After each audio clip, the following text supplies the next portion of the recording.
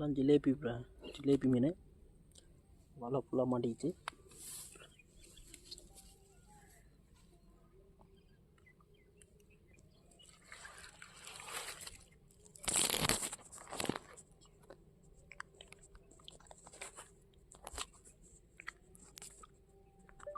நீ லவ் பண்ணுறேன்னு எத்தனை நேரத்தில் ஏமாத்துவேன்.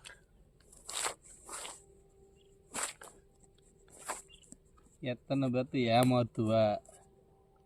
அதில் உயிரோடு இருக்குது மீன்லாம் ஃப்ரெஷ்ஷாக பிடிச்ச மீன் உயிரோடு இருக்குது.